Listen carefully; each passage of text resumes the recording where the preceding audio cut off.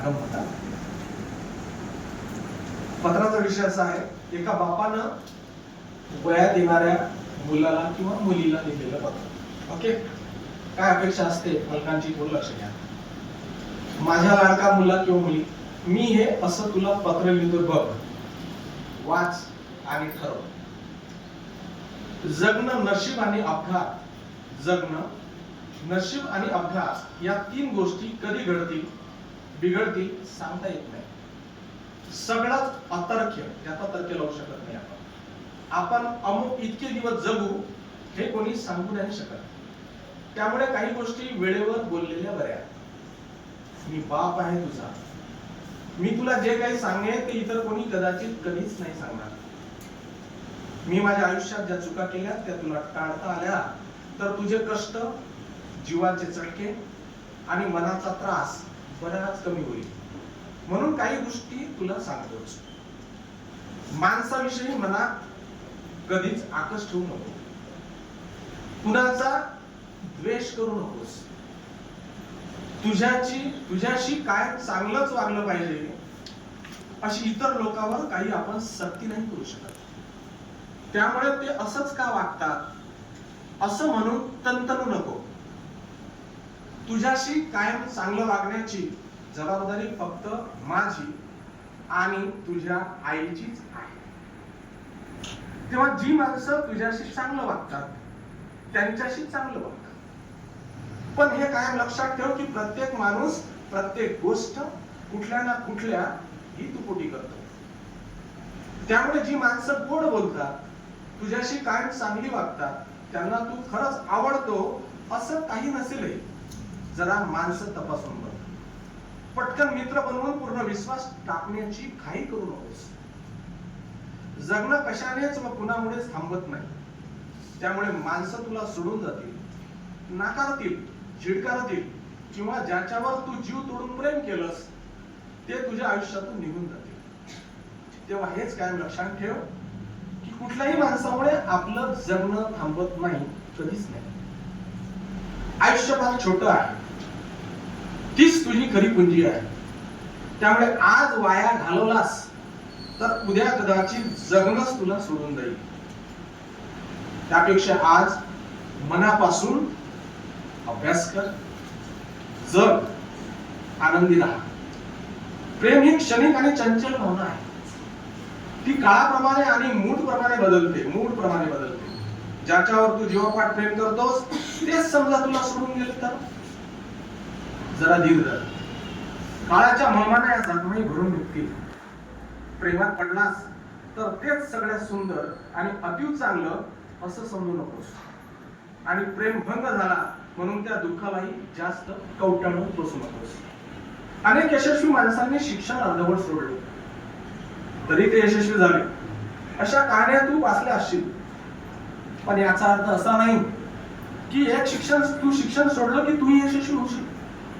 Knowledge, ज्ञान हे एक शस्त्र आहे हे लक्षात ठेव.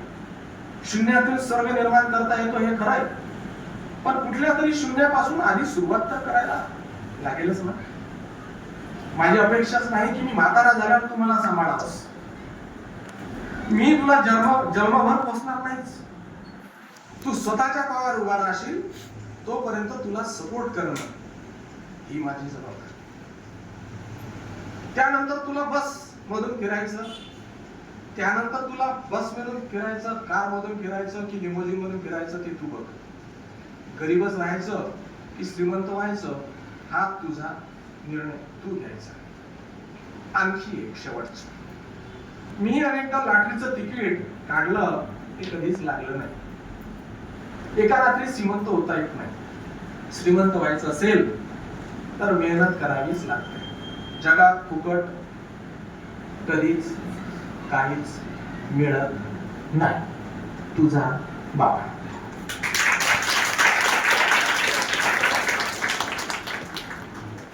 शेवटचे 2-4 ओळी पालकांसाठी आणि थांबवतो. पालक म्हणून आपण सगळ्यांनी एक गोष्ट करावी. ऐकली असेल कोणीतरी ही कविता, मला फार आवडते. जास्त बोलण्याचं काम पडत नाही, कमी शब्दात सगळा आशय पोचतो. लहान गोष्टी सांगण्याची गरज नाही, फक्त मनापासून ऐका आणि त्याच्या आतमध्ये फिरकू द्या. सगळ्या गोष्टी बदलतील. ओके, पालक म्हणून ऐसा टाइटल है सर, पालक म्हणून क्या करना चाहिए. पालक म्हणून आपण सरांनी एक गोष्ट करावी, हाक त्याला दिली की हाकेला त्याच्या ओ द्यावी. म्हणजे मुलांनी दाखवेल तो कधी कधी अगदी क्षुल्लक गोष्ट, पण कुतूहलाच्या नजरेनं आपण ती पाहावी. शाळेतून आल्यावर तो करेल खूप बडबड, न कंटाळता कौतुकाने आपण ती ऐकावी. हा असा ही अशी शिक्का मारू नये आपण, हा असा ही अशी शिक्का मारू नये आपण. काम करण्याची त्याला अनेकदा संधी द्यावी. विश्वास त्याच्यावरती ठेवू, जबाबदारी देऊन पाहू. जास्त लाड नकोच आहे, कामाची ही सवय होईल. त्याला काही सांगताना आपण तसेच करतो का? आत्मपरीक्षणाची सवय आपल्याला लावून घ्यावी. आत्मपरीक्षणाची सवय आपल्याला लावून घ्यावी. आपल्या अमूल्य वेळेमधला थोडा वेळ त्याला देऊ. चिमुकल्या त्याच्या विश्वात थोडे काळ रममान होऊ.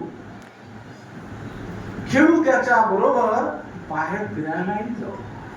खेळू त्याच्या बरोबर, बाहेर फिरायलाही जाऊ. कधी कधी कधी कधी वहीत त्याच्या हळूच थोडे डोकावून पाहू. कधी कधी हा शब्द महत्वाचा. कधी कधी वहीत त्याच्या हळूच थोडे डोकावून पाहू. कामात गुंतलेले आपले हात, कामात गुंतलेले आपले हात असावे कधीतरी त्याच्याही हाती.